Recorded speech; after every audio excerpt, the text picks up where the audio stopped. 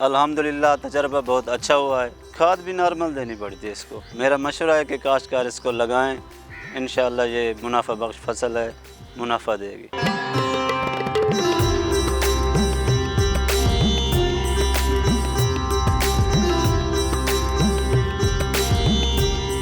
मेरा नाम ग़ुलाम अब्बास है। बेसिकली हमने मैंगो का बाग़ लगाया हुआ है, लेकिन ये तजर्बाती तौर पे हमने अंगूर का बाग़ लगाया है थोड़े से रकबे पे। तो अल्हम्दुलिल्लाह तजर्बा बहुत अच्छा हुआ है। इस पे मेहनत भी बहुत थोड़ी है और फल जो है इसका बहुत अच्छा आता है, इसका रेट हमें अच्छा मिल जाता है। हमने अब कोशिश करनी है कि इसके मतलब अंगूर के रकबे को ज़्यादा से ज़्यादा बढ़ाया जाए। ये नर्सरी से भी पौधे मिल जाते हैं इसके, वैसे इलाके में बागात लगे हुए हैं, वहाँ से भी इसके पौधे मिल जाते हैं।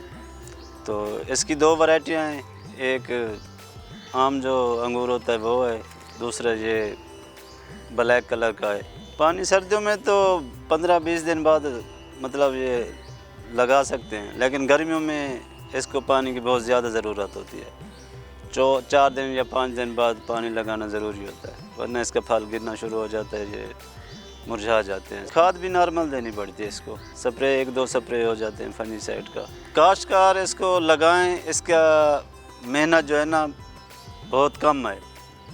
सिर्फ इसकी कटिंग करनी पड़ती है, कटिंग के बाद एक आध फंजीसाइड का स्प्रे करना पड़ता है, और खाद भी बहुत थोड़ी दूसरे बागात की निस्बत इसको थोड़ी खाद देनी पड़ती है।